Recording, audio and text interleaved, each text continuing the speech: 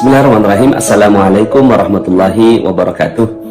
Alhamdulillah, summa alhamdulillah, wassalatu wassalamu ala rasulillah wa ala alihi wa sahbihi wa wala amma ba'd.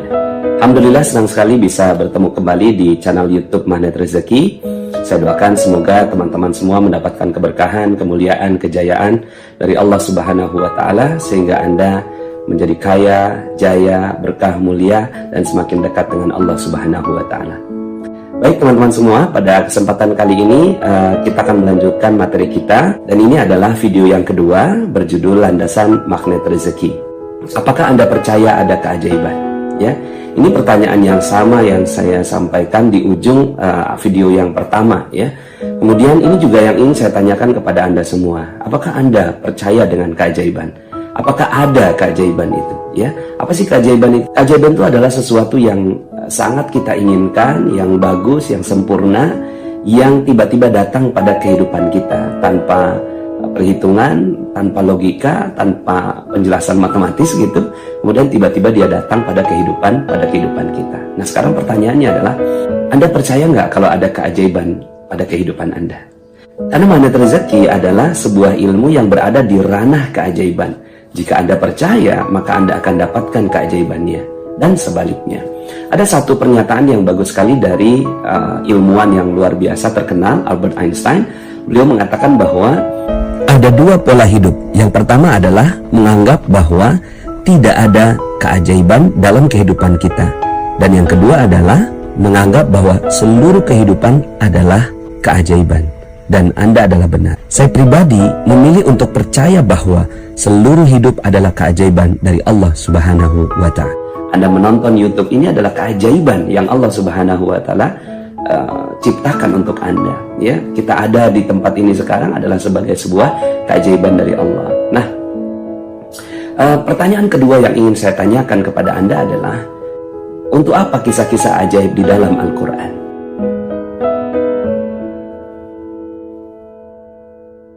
Ya, ada banyak sekali kisah-kisah ajaib yang diceritakan oleh Allah Subhanahu wa Ta'ala di dalam firman-Nya. Nabi Musa membelah lautan, Nabi Daud membengkokkan besi, ya. Kemudian Nabi Ibrahim alaihissalam itu tahan dari api. Nabi Isa alaihissalam menghidupkan tanah liat menjadi burung. Nabi Muhammad SAW mengucurkan air susu dari jari jemarinya. Bahkan beliau ya bisa membelah bulan. Bagi sebagian orang mengatakan bahwa ini adalah kisah dongeng. Tapi bagi kita Muslim, kita mempercayai dan mengimani bahwa keajaiban itu memang terjadi kepada para nabi dan rasul. Nah, sekarang pertanyaannya, untuk apa kisah itu diceritakan kepada kita? Mungkin Anda menjawab untuk menambah keimanan, menambah keyakinan, menjadi bukti bahwa beliau adalah benar-benar nabi dan rasul, ya, menjadi bukti kenabian bahwa memang nabi itu ajaib. So, setelah itu what next? Apa setelah itu? Apakah hanya sekedar untuk menjadi bukti? Apakah sekedar untuk menambah keimanan? Ya, apa setelah itu? Ya, nah, benar sekali. Ya, ilmu atau kisah-kisah keajaiban yang diceritakan oleh Allah Subhanahu wa Ta'ala itu, ya, tujuannya adalah untuk dipraktekkan. Ya. Sekali lagi, kisah ajaib yang Allah Subhanahu wa Ta'ala ceritakan di dalam Al-Quran, tujuannya satu. Untuk apa? Untuk dipraktekkan. Untuk Anda semua yang menonton YouTube ini, ya, tujuannya juga sama, ya, untuk dipraktekkan. Ya, makanya saya sering berkelakar kepada peserta seminar, training, dan camp yang saya adakan. Ya, kalau Anda memang percaya, so praktek. Ya, keluar dari ruangan ini belah lautan, bisa? Nggak bisa, ya. Nah, itu dia. Dari awal kan tadi saya katakan bahwa keajaiban itu ada bagi mereka yang percaya. Kalau nggak percaya, emang nggak ada keajaiban. Sebenarnya kitab suci ini sama dengan buku resep, Bapak Ibu, ya. Untuk apa buku resep? Ya, apakah buku resep ini hanya untuk dibaca, dilihat, ya, kemudian dipajang gitu, ya, untuk menjadi gaya-gayaan, atau buku resep satu tujuannya? Tujuan buku resep diciptakan adalah untuk dipraktekkan, ya, benar sekali, untuk dipraktekkan. So, ya, untuk apa kisah-kisah keajaiban di dalam Al-Quran? Untuk dipraktekkan. Lalu kemudian mungkin ada yang bertanya, Pak Nas, kita kan bukan nabi, kayaknya kok kayaknya kita nggak mungkin dia punya keajaiban gitu kan. Apakah iya kita punya keajaiban? Kita kan bukan nabi. Oke lah kalau begitu. Saya akan ceritakan beberapa kisah yang menjadi landasan dari ilmu magnet rezeki ini ya. Karena ilmu magnet rezeki adalah ilmu yang ajaib. Anda hanya duduk diam, rezeki datang sendiri. Itu kan ajaib ya. Anda berpikir aja, ya Allah saya pengen keliling dunia, insya Allah bisa pergi keliling dunia dengan cara magnet rezeki. Ya Allah saya pengen pergi umrah, nggak perlu pakai uang, nggak perlu pakai ya apapun, Anda bisa berangkat gitu ya. Anda ingin apa? Anda ingin tanah, mobil, ya rumah, bisa pakai ilmu magnet rezeki ini. Hanya duduk diam, rezeki datang sendiri. Sebagaimana kisahnya Siti Maryam. Beliau adalah ibunda dari Nabi Isa alaihissalam. Ya, pada saat itu beliau berada dalam pengawasannya atau pembinaannya Nabi Zakaria. Dalam Al-Quran Allah Subhanahu wa Ta'ala menyebutkan ini dalam surat Ali Imran ayat 37. A'udzubillahi minasyaitonirrajim. Bismillahirrahmanirrahim. Fataqabbalaha rabbuha biqabulin hasanin wa anbataha nabatan hasanan wa kaffalaha Zakaria. Kullama dakhala 'alaiha Zakaria al-mihrab wajada 'indaha rizqa. Ya. Maka diterimalah ya Maryam ini dengan penerimaan yang baik, dirawat dengan baik oleh Zakaria. Nah, kullama dakhala 'alaiha Zakaria al-mihrab. Setiap Zakaria datang ke tempat ibadahnya Maryam, wajada indaha rizqa. Selalu ditemukan rezeki ya di sisinya, yaitu berupa makanan. Ya, mungkin hari ini berupa makan apa, ya hari besoknya makan yang lain lagi, hari besoknya ada makanan lagi. Ya, ini adalah sebuah keajaiban bagi Zakaria. Kok bisa gitu ya? Padahal Maryam tidak keluar, tidak masak, tidak belanja, ya, kemudian tidak bekerja. Kenapa kok bisa mendapatkan rezeki, mendapatkan makanan di sisinya? Akhirnya dengan rasa penasarannya, Nabi Zakaria bertanya, "Ya Maryam, anna laki hadza?" Ya Maryam, ini dari mana? Ya, kemudian dengan santainya Maryam menjawab, "Qalat huwa min indillah." Ya, ini dari Allah lah gitu. Dari mana lagi ya? Innallaha yarzuqu man yasha bighairi hisab. Kalau Allah mau kasih rezeki tanpa perhitungan, tanpa logika, tanpa hitungan matematis. So inilah keajaiban, ya. Dan akhirnya ya singkat cerita Nabi Zakaria akhirnya belajar kepada Maryam, minta diajari. Kemudian akhirnya dalam ayat yang ke-38-nya, hunalika da'a Zakaria rabbah. Di sanalah akhirnya Zakaria juga mempraktekkan di dalam mihrabnya. Rabbi habli min ladunka dzurriyyatan thayyibah innaka sami'ud du'a. Yang diminta oleh Zakaria adalah meminta anak, ya. Padahal beliau sudah tua. Akhirnya dapatlah jawaban dari Allah Subhanahu wa Ta'ala, keajaibannya. Ya, kemudian pada saat itu Zakaria masih belum percaya. Ya Allah, apa mungkin saya ini sudah tua, ya, sudah sangat tua, sementara istri saya mandul, ya. Kemudian akhirnya dapatlah anak bernama Yahya. Nah, pertanyaannya, untuk apa kisah ini diceritakan kepada kita? Ya benar, untuk dipraktekkan. Ya, untuk apa lagi? Untuk dipraktekkan, ya. Lalu kemudian mungkin Anda berkata seperti ini, Pak Nas, kita kan bukan keluarganya Nabi. Oke lah kalau begitu, ya. Ada satu kisah lagi, ya, tentang seorang yang sangat-sangat luar biasa bisa dapatkan keajaiban dari Allah Subhanahu wa Ta'ala, ya. Namanya Asif bin Barkhiyah. Dalam surat An-Naml ayat 38, ketika itu Nabi Sulaiman mengatakan kepada para pembesar-pembesarnya untuk memindahkan singgasananya Ratu Bilqis. Dari mana? Dari Yaman ke Palestina. Itu jaraknya ribuan kilometer. Lalu kemudian, ya, siapa di antara kalian yang bisa memindahkannya? Qala ifritu minal jin ana atika bihi qabla an takuma mim maqamik. Ya. Aku akan memindahkannya, ya, sebelum engkau berdiri dari tempat dudukmu, kata jin ifrit. Lalu kemudian sepertinya Nabi Sulaiman gak puas lah, kurang lebihnya begitu ya. Kemudian akhirnya ya berkatalah Asif bin Barkhiyah, angkat tangan dia, qala allazi indahu ilmu minal kitab. Berkatalah seorang yang mendapatkan ilmu dari Alkitab, ya, ana atika bihi qabla ayyartadda ilaika tarfuk. Ya. Aku akan memindahkannya sebelum matamu berkedip. Langsung pindah. Kata Nabi Sulaiman alaihissalam, hadza min fadli rabbi liyabluwani aashkuru am akfur.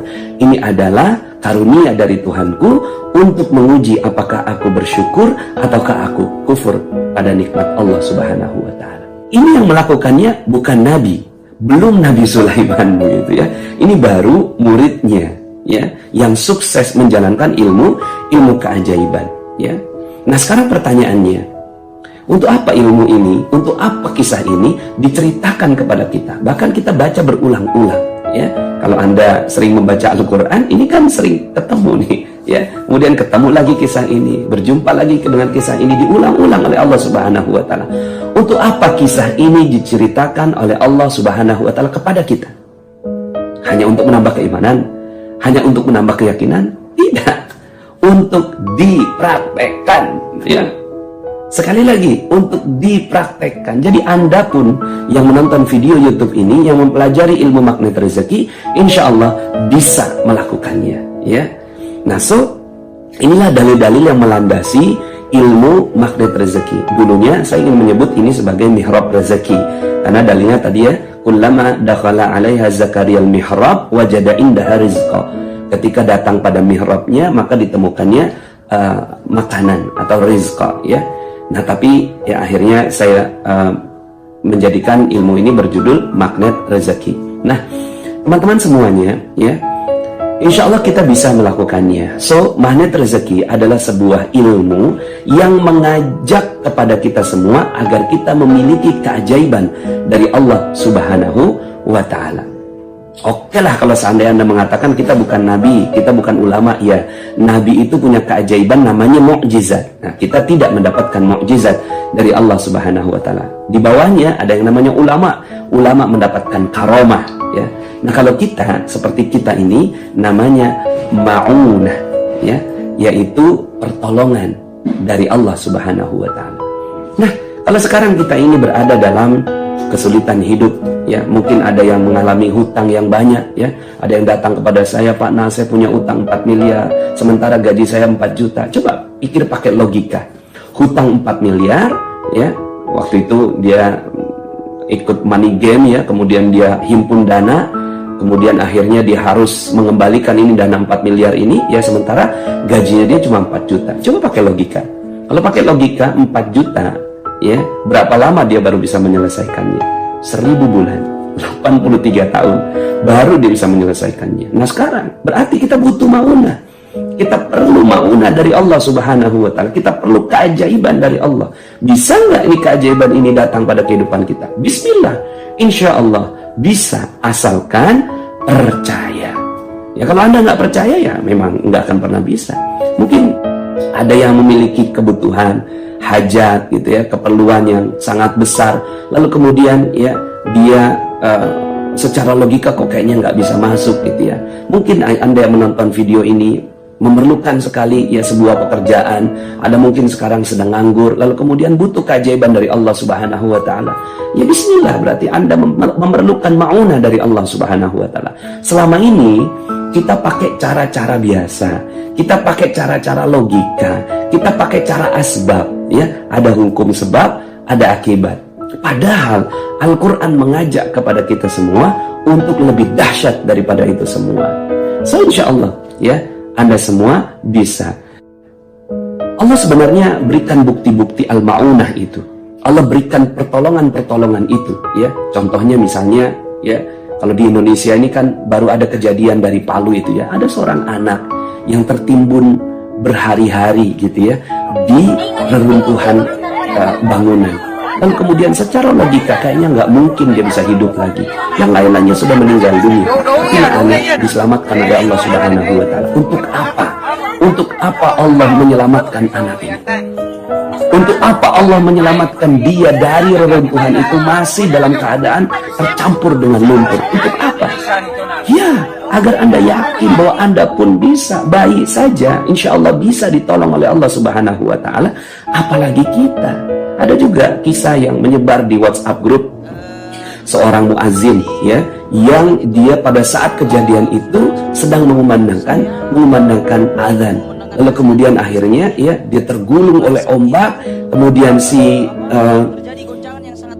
musolanya ini ya terbawa, lalu kemudian dia berdoa. Ya, di dalam doanya itu lalu kemudian dikembalikan lagi tempatnya di tempat yang jauh lebih baik. Pertanyaannya, untuk apa muazin ini diselamatkan oleh Allah Subhanahu wa taala? Ini kisah sekarang Bapak Ibu. Ini kisah sekarang ya, sahabat-sahabat semuanya ya. Bukan kisah zaman dahulu, kisah sekarang.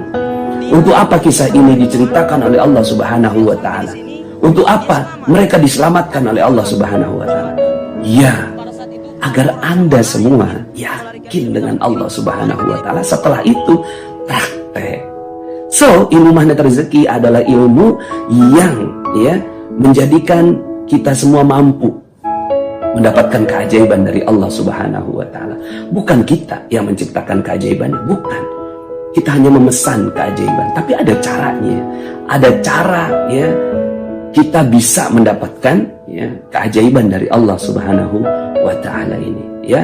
So, kita akan lanjut dalam video berikutnya ya. Kalau Anda udah nggak sabar lagi menunggu penjelasan saya dalam YouTube, silahkan Anda ke Telegram yang ada di deskripsi di bawah ya, dan silahkan juga ajak teman-teman Anda untuk gabung di channel YouTube ini. Mungkin ada teman-teman Anda yang sedang mengalami kondisi yang sedang memerlukan bantuan dari Allah Subhanahu wa taala. Mungkin dia sedang membutuhkan maunah dari Allah. Yuk ajak masuk ke dalam channel ini. Semoga kita bisa membantu mereka semua ya. Terima kasih, sampai jumpa dalam video berikutnya. Billahi taufiq wal hidayah. Wassalamualaikum warahmatullahi wabarakatuh.